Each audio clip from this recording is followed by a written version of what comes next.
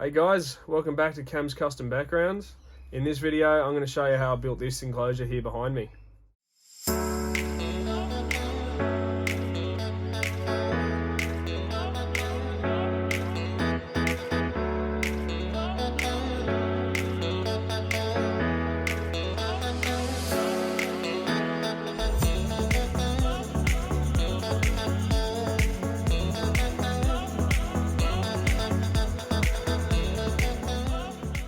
Now this enclosure is another one built by my good friends there at Wildfire Dragons and Greenys, Reptiles and Enclosures, and for the same friends of mine that have that spotted python enclosure in my last video. This enclosure particularly is for their marbled children's python, sort of based on a sort of a gum tree sort of forest, sandstone rock, bit of yuki mulch mixed in with the sand in the substrate gives it that awesome texture. Finished off with some real grass tufts and a bit of leaf litter to tie it all together. So guys, step one you'll see in a minute is basically laying out all your foam, getting the rough idea of what you want and start carving and gluing in place.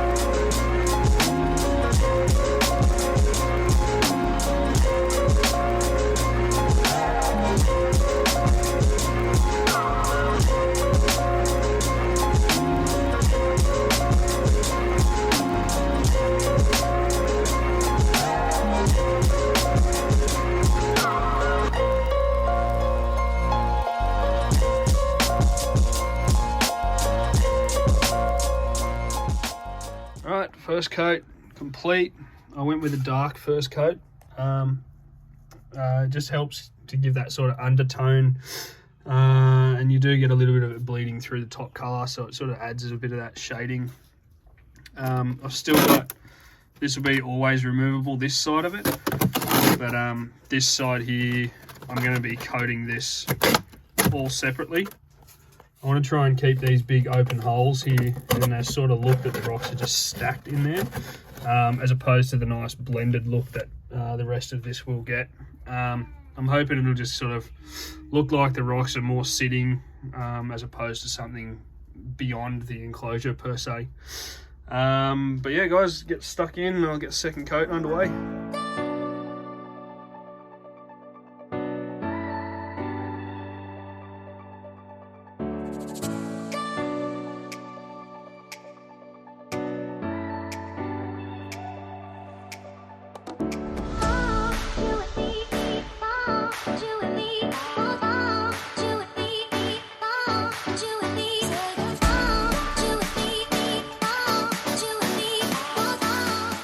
Second coat all dry.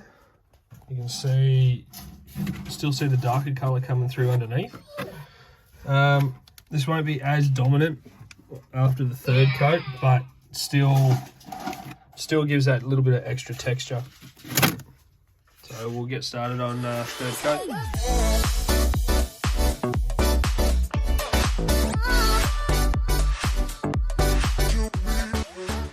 Alright, time for a black wash. Now, it's just a little spray bottle. It's got a whole heap of black paint and just water mixed in really well. And what you're going to do is go over the entire thing.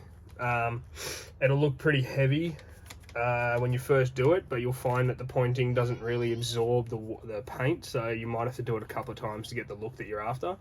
But definitely a good way to get a good coverage and a good aging over the entire thing.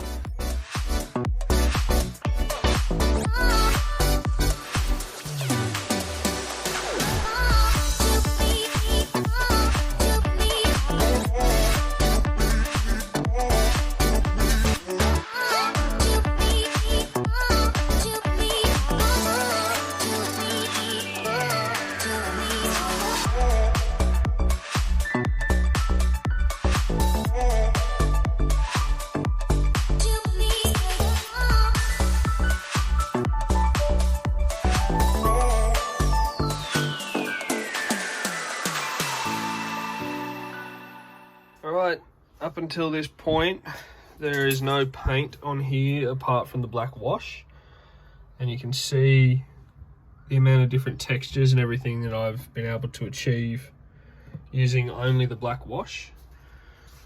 And just the different coloured shadings in the pointing and things like that. So you can definitely get a nice coat and a nice blended texture just by using the pointing. But that black wash definitely makes it all blend together nicely. And I'm just going to go back over it now and introduce a few highlights and shading and things like that with the airbrush. Alright, on to paint. Now, any acrylic paints work. As you can see, I've got a few different brands there just to show. Literally, these ones here are like, you can see they're $3. These are from like the little cheap dollar stores, and same as these little containers and stuff like that I'm using to mix in. But all of these little jars have already been, like, these are just my leftovers, pre-mixed sort of colours and stuff to work in my airbrush. The airbrush that I am using is just a eBay one. It's got the two-stage trigger, dual trigger. So you can release just air and adjust all of your pressures and amount that the needle opens and closes. I don't think it's going to show me. And it's also got this stopper at the back here that you wind this one. You wind that one up and it will close this, and that will actually limit how far you can pull back your needle. So definitely something that I am not a professional at, and definitely something that I am literally doing it on the fly. And if I was painting models and things like that, I'd probably be very very bad at doing that, purely because of the way I'm mixing my paints. I'm just mixing it with water, purely because I'm trying to get that more faded out, opaque sort of blending rather than solid colours. And there's the little compressor that I'm running there. Now I'm using a range of colours because what I find is that the more colour you can add in various parts on the entire enclosure, you know, it might only be little patches here and there, but that just makes it look way more natural rather than just going with a constant colour over the whole enclosure, or a similar pattern across the entire enclosure. Like for example, you know, I've got this darker section here and up through the middle there, and also this whole bottom rock is a lot darker. Not all of your rocks are going to be a very constant colour, so you want to try and introduce that sort of different coloration across the entire thing. Alright, I'm going to start with the watered down orange, and I'm actually going to start with using a brush. If you saw my previous video for my Stimson's python I built, I actually went through with this and gave it a nice solid orange in a few of the places that look like the rock had broken away. So I'm going to apply the same detail in this enclosure as well.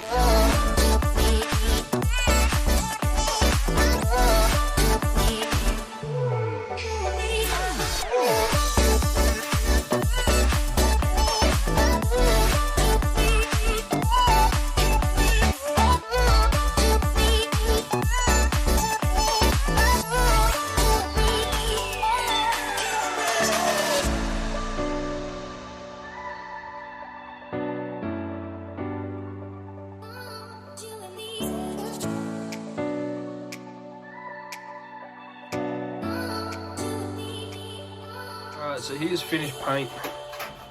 It's come up pretty cool, to be honest. I quite like the orange highlights and bits and pieces like that. I think it's come up really nice. So next stage is to start adding some of this hardscaping stuff. I've gone and cut a log to size, and I've just given myself a bit of an outline on top and bottom. And I'm going to drill some holes through here and at the top and fix this thing in.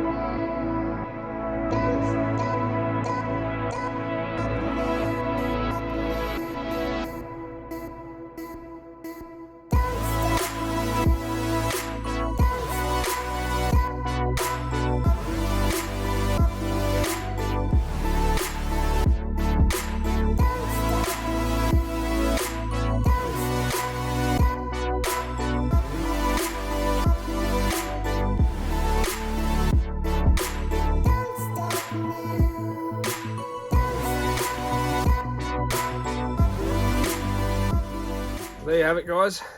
Hope you really enjoyed that episode.